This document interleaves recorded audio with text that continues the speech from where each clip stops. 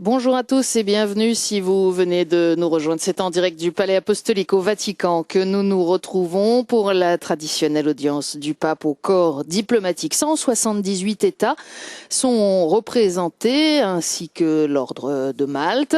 La Russie ne fait plus partie des États associés mais bien de ceux qui entretiennent des relations diplomatiques avec le Saint-Siège et c'est un rendez-vous traditionnel quelques jours après Noël, 2 semaines en l'occurrence, que le pape donne aux représentants de tous les États qui entretiennent avec le Saint-Siège des relations diplomatiques bilatérales. Le pape qui va prononcer un discours attendu, comme chaque année, un long discours sur l'état du monde et la situation géopolitique, probablement aussi la situation des chrétiens, particulièrement inquiétante ces derniers jours, vous l'aurez noté dans l'actualité, dans différentes zones de la planète. Mais avant que le pape s'exprime, nous entendrons le mot d'accueil qui sera prononcé au nom du corps diplomatique par celui qui en est le doyen. Il s'agit d'Alejandro Emilio Varaderes Lanza. Il est l'ambassadeur du Honduras. Il est en poste comme ambassadeur près le Saint-Siège depuis 1991, ce qui en fait le plus ancien des diplomates en poste dans ce groupe. Alors vous le voyez, les ambassadeurs, les représentants des différents États ont pris place et l'on n'attend plus que Benoît XVI qui a quelques centaines de mètres à parcourir pour venir de ses appartements. C'est un rendez-vous où l'apparat est aussi important. C'est le chef de l'État de la Cité du Vatican qui s'exprime et vous voyez le piquet d'honneur de la garde suisse placé sur le passage du Saint-Père.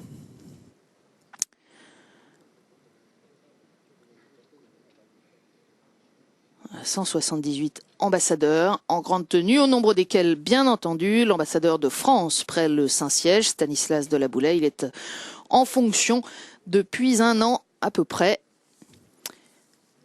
Peut-être avez-vous eu l'occasion, lors de la programmation exceptionnelle des 10 ans de KTO en décembre dernier, de voir l'entretien qu'il a bien voulu nous accorder sur cette mission un peu particulière en matière de diplomatie, qui est celle de l'ambassadeur de notre République laïque auprès du Saint-Siège,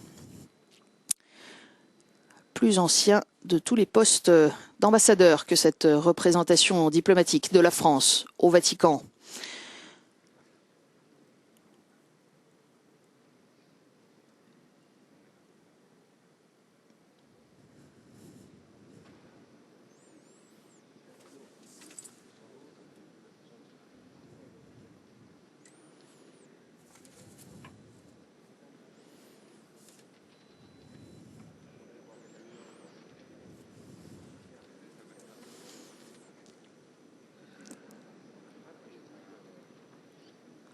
Donc le Vatican, plus petit État du monde avec ses 44 hectares, en relation avec 178 États, eux-mêmes des plus petits jusqu'aux plus grands, en partant de la principauté de Monaco jusqu'à l'immense fédération de Russie.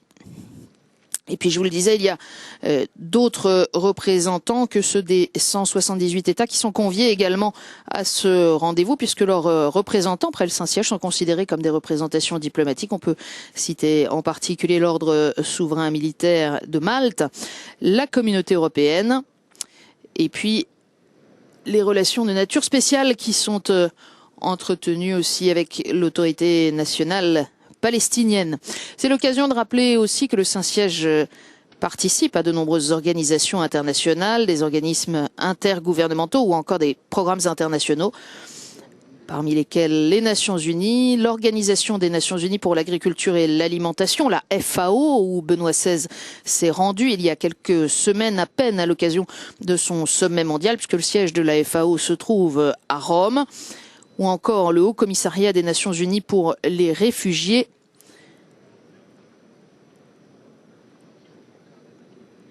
Alors ces relations bilatérales avec d'autres États se sont considérablement étendues ces dernières années. On peut noter qu'au début du pontificat de Jean-Paul II en 1978, le Saint-Siège entretenait des relations bilatérales avec 84 États. À l'élection de Benoît XVI en 2005, on en comptait 174 qui, depuis le début de ce pontificat, ont été rejoints par quelques autres. Le Monténégro en décembre 2006, les Émirats arabes unis, c'était en mai 2007 que l'accord a été signé, le Botswana en novembre 2008, et puis donc, je vous le disais, la Fédération de Russie en décembre dernier. Et puis, bien entendu, dans ces cas-là, on pense aussi aux absents, à ceux qui n'entretiennent pas de relations diplomatiques bilatérales avec le Saint-Siège, parmi lesquels le Vietnam ou encore la République populaire de Chine.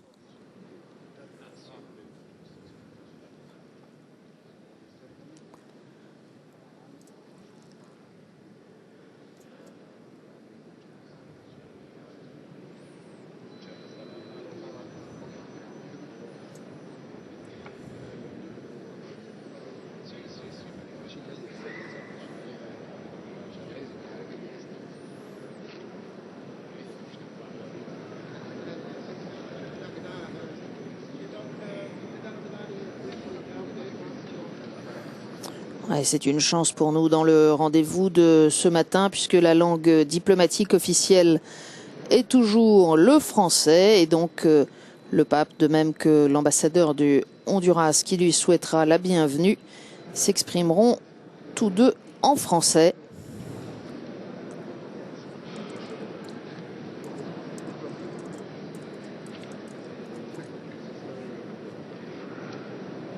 Depuis cette magnifique Sala Regia du palais apostolique.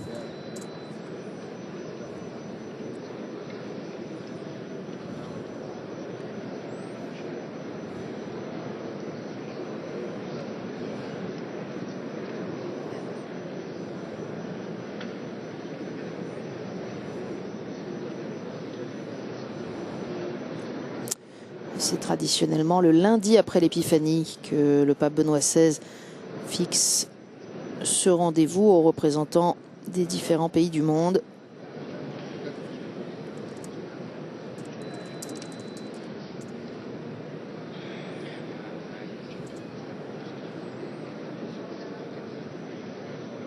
Et en ce 11 janvier, eh bien, nous y sommes.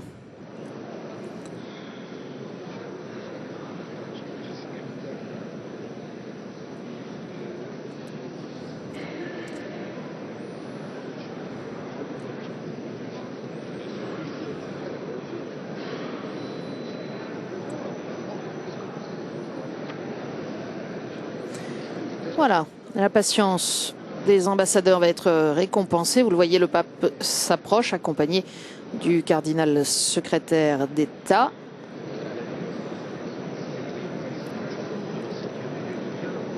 Et de ses proches collaborateurs.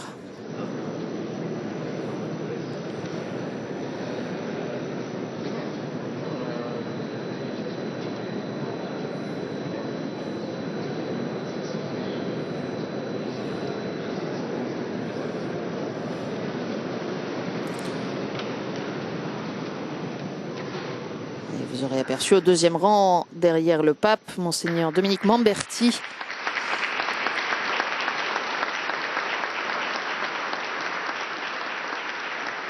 Français de la secrétaire d'État. Cette secrétaire d'État qui est partagée en deux grands départements.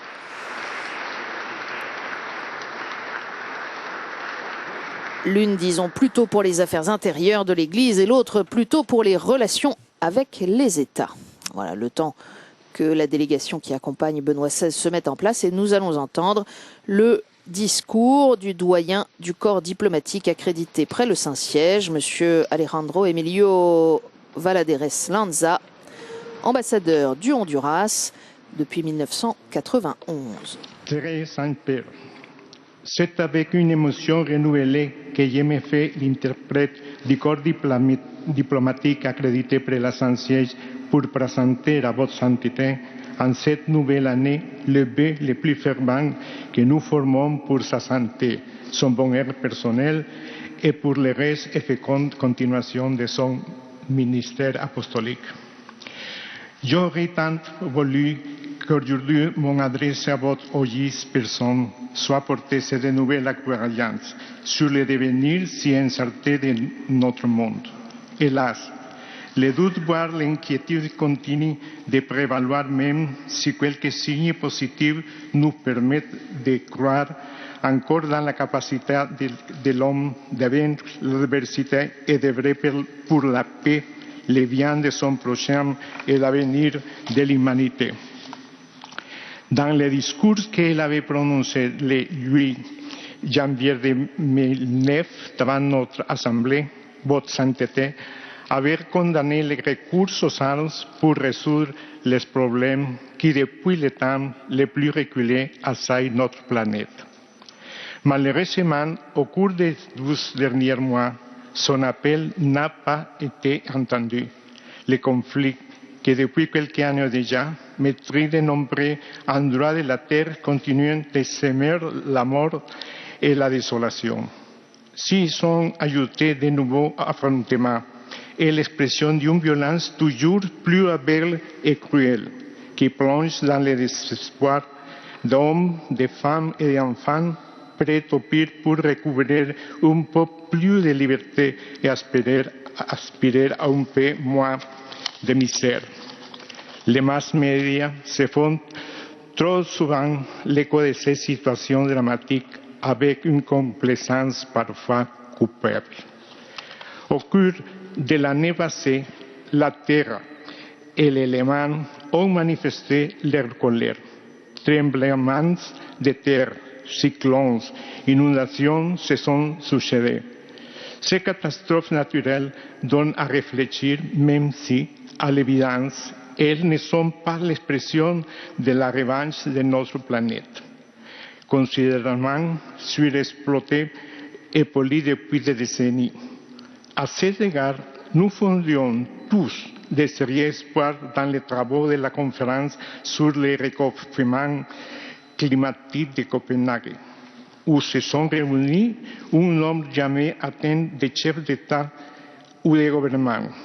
Les bonnes volontés n'ont pas manqué, mais les résultats sont bien en retrait de ceux que l'on était légitimement en droit d'attendre. Il est clair cependant que les uns comme les autres, les pays riches ou émergents, comme les pays en voie de développement, ont pris conscience des efforts indispensables qu'il faudrait faire pour sauvegarder notre planète. C'est là l'insigne rassurant pour l'issue des réunions déjà programmées dans les mois à venir. Dans le même temps, une crise financière et économique sans précédent a montré, s'il était encore besoin, que l'homme devait travailler à l'établissement d'un nouvel ordre économique mondial plus juste et plus équitable. Notre société, dépassée par l'évolution sans doute trop rapide de la science, de la technique et des métiers, doit réagir au risque de voir disparaître à terme les valeurs morales et humaines qui en constituent les éléments structurels sans lesquels elle risque de sombrer. Au cours de l'année 2009, votre entité a effectué des voyages dont le retentissement a marqué l'opinion mondiale. Elle a reçu de nombreux responsables politiques à qui elle a exprimé les messages de paix, de tolérance, d'amour de l'Église catholique. La dernière encyclique de votre sainteté, Caritas in Veritate, éclaire avec bonheur le sens de tout l'amour pour la lumière qui répond en plénitude dans la personne de notre Seigneur Jésus-Christ, car l'action sans le savoir est aveugle et le savoir sans amour est stérile. En cette période de grave crise spirituelle, culturelle, économique et sociale, loin de tout sentimentalisme et au-delà même d'une indispensable justice enracinée dans le mérite, les solutions réellement épanouissance pour l'homme ne se trouve que dans le don total de soi à l'autre, reflète dit tout autre. Dans ces diversités souvent dérangements, telle est la vérité que l'Église a toujours souhaité révéler à tout homme et à l'homme dans sa totalité pour qu'il puisse réaliser pleinement sa vocation transcendantale. Ce développement intégral de l'humanité, depuis le nécessaire respect de la nature et de sa loi jusqu'à celui dit à chaque conscience, est en définitive le respect de toute vie humaine dans sa complexité métaphysique, physique et sociale. En vérité, n'est-ce pas là le but de toute encyclique, au-delà de l'adresse faite aux différents responsables des communautés chrétiennes? C'est l'ensemble de l'humanité que la parole de votre sainteté a voulu atteindre pour révéler les consciences et réjouir les cœurs.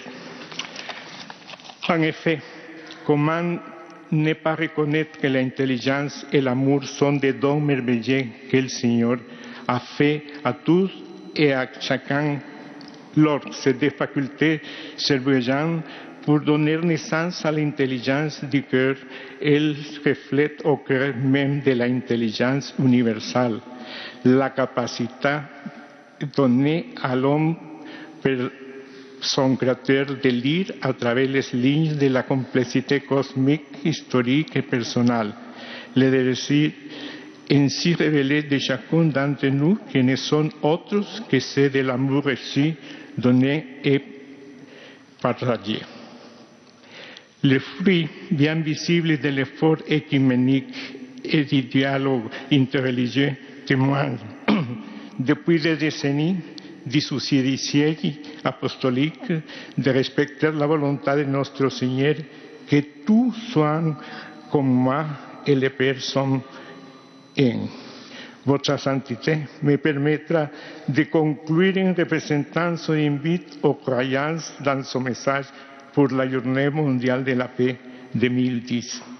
Élevons notre fervente prière envers Dieu Créateur, tout-puissant et Père miséricordieux, afin que de tout homme et de toute femme raison soit accueilli et vécu cet appel présent.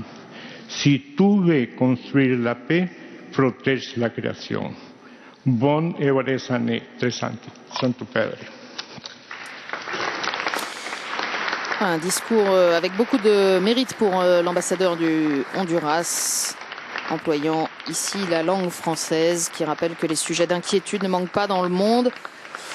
Il a souligné aussi les nombreuses catastrophes naturelles de l'année dernière, mais aussi l'action du pape Benoît XVI. Ses voyages sont encycliques si nécessaires dans cette période, a-t-il dit, de graves crises spirituelles, intellectuelles et morales.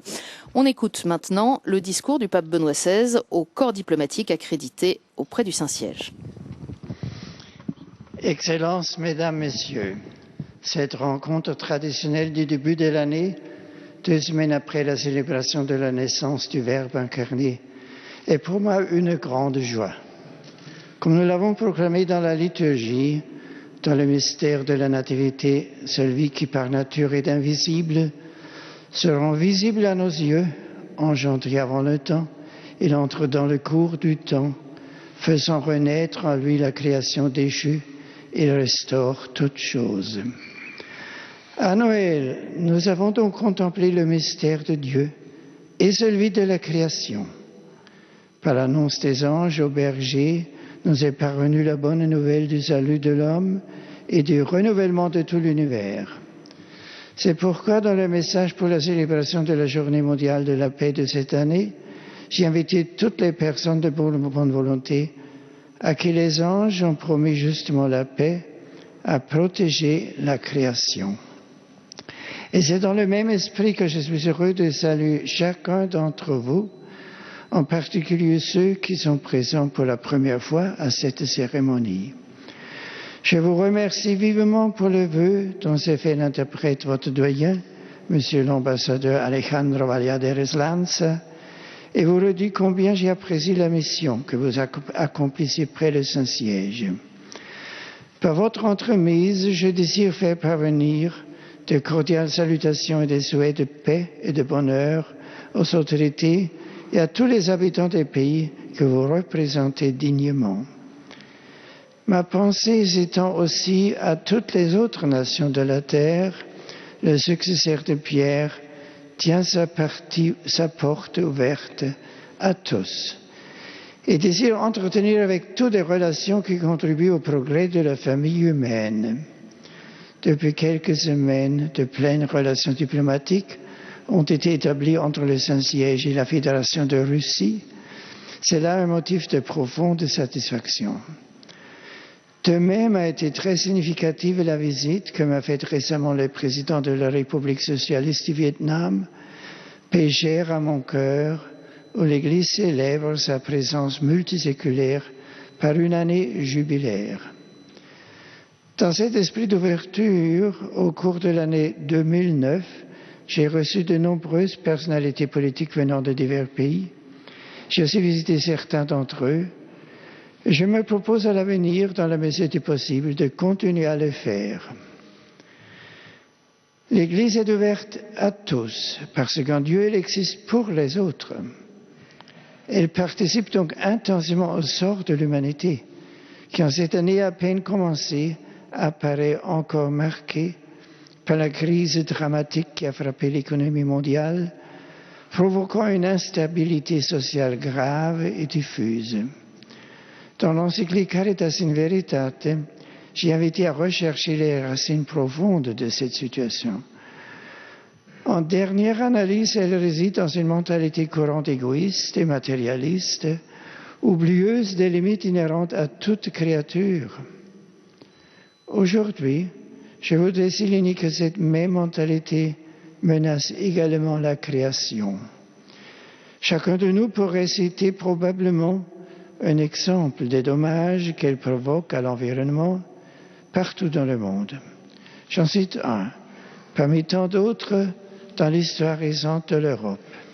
Il y a 20 ans, quand tomba le mur de Berlin et quand s'écroulèrent les régimes matérialistes et athées qui avaient dominé pendant plusieurs décennies une partie de ce continent, n'a-t-on pas pu prendre la mesure des profondes blessures qu'un système économique privé de références fondées sur la vérité de l'homme avait infligé non seulement à la dignité et à la liberté des personnes et des peuples, mais aussi à la nature, avec la pollution du sol, des eaux et de l'air.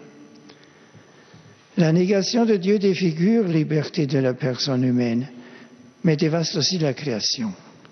Il s'ensuit que la sauvegarde de la création ne répond pas principalement à une exigence esthétique, mais bien davantage à une exigence morale, que la nature exprime un dessein d'amour et de vérité qui nous précède et qui vient de Dieu. C'est pourquoi je partage la préoccupation majeure que causent les résistances d'ordre économique et politique à la lutte contre la dégradation de l'environnement. Il s'agit de difficultés qui ont pu être constatées encore dernièrement lors de la 15e session de la Conférence des États, partie à la Convention cadre des Nations Unies sur le changement climatique qui s'est tenue à Copenhague du 7 à 18 décembre dernier. Je souhaite que dans le courant de cette année, d'abord à Bonn et puis à Mexico, il soit possible de parvenir à un accord pour affronter cette question de façon efficace. Il s'agit d'un enjeu d'autant plus important qu'il en va du destin même de certaines nations, en particulier certains États insulaires. Il convient toutefois que cette attention et cet engagement pour l'environnement soient bien ordonnés dans l'ensemble des grands défis qui se posent à l'humanité. Si l'on veut construire une vraie paix, comment serait-il possible de séparer ou même d'opposer la protection de l'environnement et celle de la vie humaine, y compris la vie avant la naissance? C'est dans le respect que la personne humaine a d'elle-même que se manifeste son sens de la responsabilité pour la création. Car comme saint Thomas d'Aquin enseigne, l'homme représente ce qu'il y a de plus noble dans l'univers. En outre, et je l'ai rappelé lors du récent sommet mondial de la FAO sur la sécurité alimentaire, la Terre est en mesure de nourrir tous ses habitants, pourvu que l'égoïsme ne conduise pas à l'accaparement par quelques-uns de biens destinés à tous. Je voudrais souligner encore que la sauvegarde de la création implique une gestion correcte des ressources naturelles des pays, et en premier lieu de ceux qui sont économiquement défavorisés. Ma pensée va au continent africain que j'ai eu la joie de visiter au mois de mars dernier lors de mon voyage au Cameroun et en Angola, et auquel ont été consacrés les travaux de la récente assemblée spéciale du Synode des évêques. Les pères synodaux ont signalé avec préoccupation l'érosion et la désertification de grandes étendues de terres cultivables à cause de la surexploitation et de la pollution de l'environnement. En Afrique comme ailleurs, il est nécessaire d'adopter des choix politiques et économiques qui assurent des formes de production agricole et industrielle respectueuses de l'ordre de la création et satisfaisantes pour les besoins essentiels de tous. Comment oublier d'autre part que la lutte pour l'accès aux ressources naturelles est l'une des causes de plusieurs conflits, entre autres en Afrique, ainsi que la source d'un risque permanent dans d'autres cas? C'est aussi pour cette raison que je répète avec force que pour cultiver la paix, il faut protéger la création. Par ailleurs, il y a encore de vastes étendues, par exemple en Afghanistan et en certains pays de l'Amérique latine, où malheureusement l'agriculture est encore liée à la production de drogue et où elle constitue une source non négligeable d'emplois de subsistance. Si on veut la paix, il faut préserver la création par la reconversion de telles activités. Je voudrais demander une fois encore à la communauté internationale de ne pas se résigner au trafic de la drogue et aux graves problèmes moraux et sociaux que celle-ci engendre. Oui, mesdames, messieurs, la protection de la création est un facteur important de paix et de justice. Parmi les nombreux défis qu'elle lance, l'un des plus graves est celui de l'augmentation des dépenses militaires ainsi que du maintien et du développement des arsenaux nucléaires. D'énormes ressources économiques sont absorbées à ces fins, alors qu'elles pourraient être destinées au développement des peuples, surtout des plus pauvres. C'est pourquoi j'espère fermement que lors de la conférence d'examen du traité de non-prolifération des armes nucléaires, qui se tiendra au mois de mai prochain en New York, soient prises des décisions efficaces en vue d'un désarmement progressif visant à libérer la planète des armes nucléaires. Plus généralement, je déplore que la production et l'exportation des armes contribuent à perpétuer conflits et violences, comme au Darfour, en Somalie ou en République démocratique du Congo, à l'incapacité des parties directement impliquées à s'extraire de la spirale de violence et de douleur engendrée par ces conflits, s'ajoute l'apparente impuissance des autres pays et des organisations internationales à ramener la paix, sans compter l'indifférence quasi résignée de l'opinion publique mondiale. Il n'est pas besoin de souligner combien de tels conflits endommagent et dégradent l'environnement. Comment enfin ne pas mentionner le terrorisme qui met en danger tant de vies innocentes et provoque une anxiété diffuse? En cette circonstance solennelle, je voudrais renouveler l'appel que j'ai lancé le 1er janvier lors de la prière de l'Angélus à ceux qui font partie des groupes armés, quels qu'ils soient, afin qu'ils abandonnent la voie de la violence et ouvrent leur cœur à la joie de la paix. Les graves violences que je viens d'évoquer associées au fléau de la pauvreté et de la faim, ainsi qu'aux catastrophes naturelles et à la destruction de l'environnement, contribuent à grossir les rangs de ceux qui abandonnent leur propre terre. Face à un tel exode, je désire exhorter les autorités civiles intéressées à divers titres à œuvrer avec justice, solidarité et clairvoyance. En particulier, je voudrais mentionner ici les chrétiens du Moyen-Orient, assaillis de diverses manières, jusque dans l'exercice de leur liberté religieuse, ils quittent la terre de leur père, où se développa l'Église des premiers siècles. C'est pour leur apporter un soutien et pour leur faire sentir la proximité de leurs frères dans la foi que j'ai convoqué pour l'automne prochain l'Assemblée spéciale du Synode des évêques sur le Moyen-Orient. Mesdames et Messieurs les ambassadeurs, je n'ai évoqué jusqu'ici que quelques aspects liés à la problématique de l'environnement.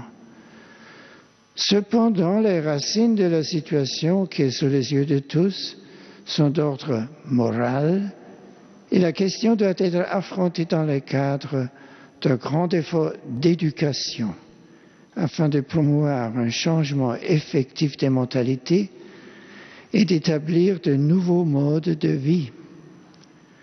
La communauté des croyants peut et veut y participer, mais pour ce faire, il faut que ce rôle public soit reconnu. Malheureusement, dans certains pays, surtout occidentaux, se diffuse parmi les milieux politiques et culturels, ainsi que dans les médias, un sentiment de peu de considération, parfois d'hostilité, pour ne pas dire de mépris, envers la religion, en particulier la religion chrétienne. Il est clair que si le relativisme est considéré comme un élément constitutif essentiel de la démocratie, on risque de ne concevoir la laïcité qu'en termes d'exclusion, ou plus exactement de refus de l'importance sociale du fait religieux.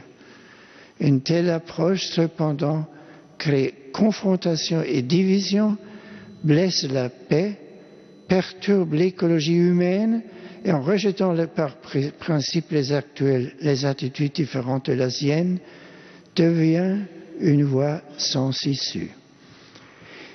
Il est donc urgent de définir une laïcité positive, ouverte, qui, fondée sur une juste autonomie de l'ordre temporel et de l'ordre spirituel, favorise une saine collaboration et un esprit de responsabilité partagée. Dans cette perspective, je pense à l'Europe, qui, avec l'entrée en vigueur du traité de Lisbonne, a ouvert une nouvelle phase de son processus d'intégration, que le Saint-Siège continue à suivre avec respect et avec une intention bienveillante. Notons avec satisfaction que le traité prévoit que l'Union européenne maintienne avec les Églises un dialogue ouvert, transparent et régulier. Je forme des vœux afin que dans la construction de son avenir, l'Europe sache toujours puiser aux sources de sa propre identité chrétienne. Comme je l'ai dit, durant mon voyage apostolique en République tchèque au mois de septembre dernier, celle-ci a un rôle irremplaçable pour la formation de la conscience de chaque génération et la promotion d'un consensus éthique de base qui est utile à toute personne qui appelle ce continent ma maison. Poursuivant notre réflexion, il est nécessaire de relever que la problématique de l'environnement est complexe. On pourrait dire qu'il s'agit d'un prisme aux facettes multiples. Les créatures sont différentes les unes des autres, Elles peuvent être protégées, au contraire mises en danger de diverses manières, comme nous le montre l'expérience quotidienne. Une de ces attaques provient de lois et de projets qui, au nom de la lutte contre la discrimination, attentent au fondement biologique de la différence entre les sexes. Je me réfère par exemple à des pays européens et du continent américain. Si tu enlèves la liberté, tu enlèves la dignité, dit saint Colomban. Toutefois, la liberté ne peut être absolue parce que l'homme n'est pas Dieu, mais image de Dieu, sa créature. Pour l'homme, le chemin à vivre ne peut être fixé par l'arbitraire ou le désir, mais doit consister plutôt à correspondre à la structure voulue par le Créateur. La sauvegarde de la création comporte aussi d'autres défis auxquels on ne peut répondre que par la solidarité internationale. Je pense aux catastrophes naturelles qui, durant l'année passée, ont semé mort, souffrance et destruction aux Philippines, au Vietnam, au Laos, au Cambodge et dans l'île de Taïwan. Comment ne pas rappeler aussi l'Indonésie et plus près de nous, la région des Abruzes frappée par des tremblements de terre dévastateurs. Face à de tels événements, une généreuse assistance ne doit jamais manquer, parce que la vie même des créatures de Dieu est en jeu. Mais la sauvegarde de la création, en plus de la solidarité, a besoin aussi de la concorde et de la stabilité des États. Quand surgissent des divergences et des hostilités entre ces derniers, pour défendre la paix, ils doivent poursuivre avec ténacité la voie d'un dialogue constructif. C'est ce qui advint il y a 25 ans avec le traité de paix et d'amitié entre l'Argentine et le Chili, conclu grâce à la médiation du siège apostolique. Il a porté d'abondants fruits de collaboration et de prospérité qui ont profité d'une certaine façon à toute l'Amérique latine. Dans cette même région du monde, je suis heureux du rapprochement que la Colombie et l'Équateur ont entrepris après plusieurs mois de tension. Plus près de nous, je me réjouis de l'entente conclue entre la Croatie et la Slovénie à propos de l'arbitrage relatif à leurs frontières maritimes et terrestres. Je me félicite également de l'accord entre l'Arménie et la Turquie en vue de la reprise de relations diplomatiques et je souhaite aussi qu'à travers le dialogue, les relations entre tous les pays du Caucase méridional s'améliorent. Durant mon pèlerinage en Terre Sainte, j'ai appelé de façon pressante les Israéliens et les Palestiniens à dialoguer et à respecter les droits de l'autre.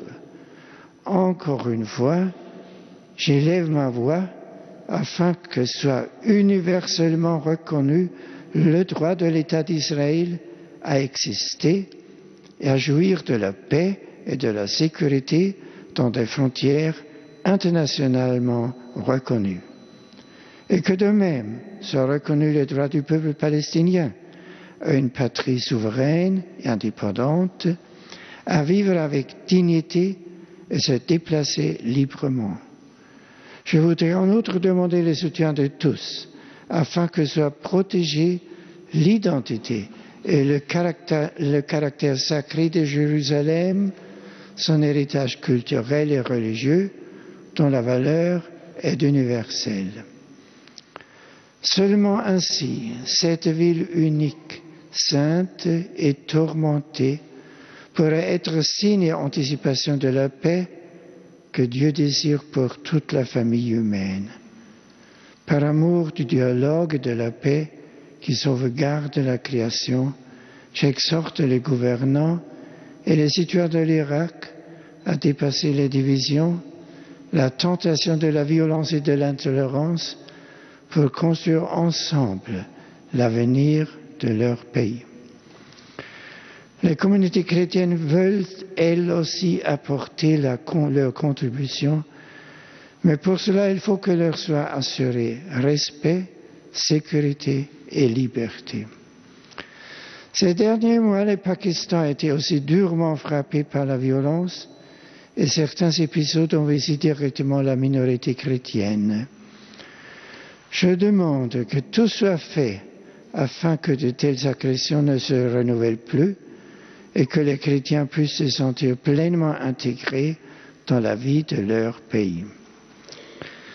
S'agissant des violences contre les chrétiens, je ne puis omettre de mentionner par ailleurs le déplorable attentat dont vient d'être victime la communauté copte égyptienne ces derniers jours, alors même qu'elle fêtait Noël. Concernant l'Iran, je souhaite qu'à travers le dialogue et la collaboration soient trouvées des solutions communes, aussi bien au niveau national qu'au plan international. Au Liban, qui a surmonté une longue crise politique, je souhaite continuer sur la voie de la concorde. J'espère que le Honduras, après un temps d'incertitude et d'agitation, s'achemine vers une normalité politique et sociale retrouvée. Et je souhaite qu'il en aille de même pour la Guinée et pour Madagascar, avec l'aide effective et désintéressée de la communauté internationale. Mesdames et Messieurs les ambassadeurs, au terme de ce rapide tour d'horizon, qui à cause de sa privité ne peut mentionner toutes les situations qui mériteraient de l'être, me reviennent à l'esprit les mots de l'apôtre Paul, pour qui la création tout entière crie sa souffrance, et nous aussi nous crions en nous-mêmes notre souffrance. Oui, il y a tant de souffrances de l'humanité, et l'égoïsme humain blesse la création de bien de façons.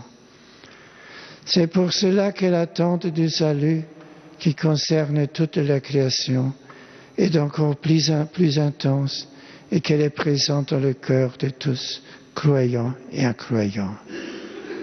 L'Église indique que la réponse à cette aspiration est le Christ, premier-né par rapport à toute créature, car c'est dans lui que tout a été créé, dans les cieux et sur la terre.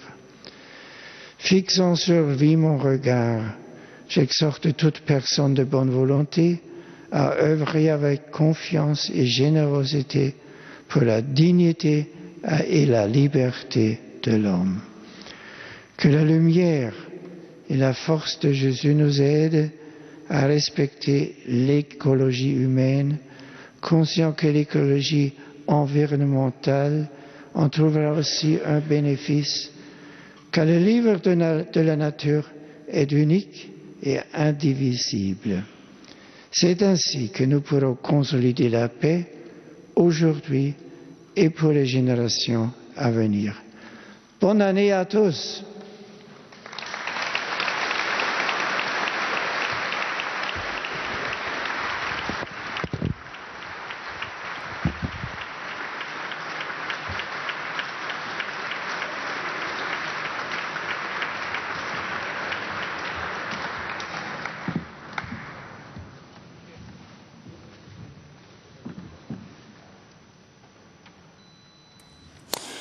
Le livre de la nature unique et indivisible, respecter l'écologie humaine, conscient que l'écologie environnementale en trouvera aussi un bénéfice. Quelques mots, la conclusion de Benoît XVI à l'instant. Au terme de ce grand discours, dont je vous rappelle que vous pouvez naturellement retrouver le texte sur le site internet du Vatican, www.vatican.va. Benoît XVI qui fustige une mentalité courante égoïste et matérialiste, oublieuse des limites inhérentes à toute créature. Cette même mentalité menace également la création.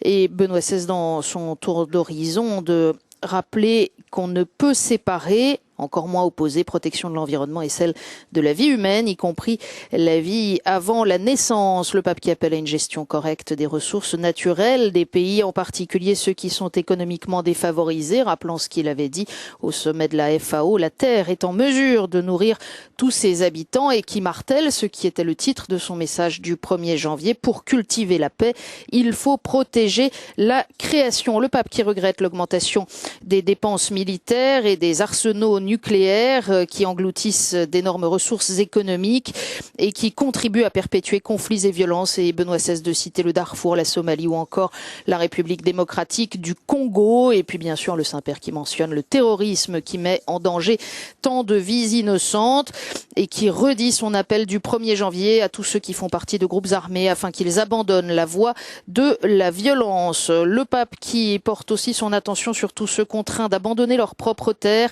et en particulier les chrétiens, et de citer les chrétiens du Moyen-Orient assaillis de diverses manières jusque dans leur liberté religieuse. Et le pape qui redit sa sollicitude pour ces populations, et notamment qui s'exprimera par l'Assemblée spéciale du Synode des évêques pour le Moyen-Orient convoquée en octobre prochain.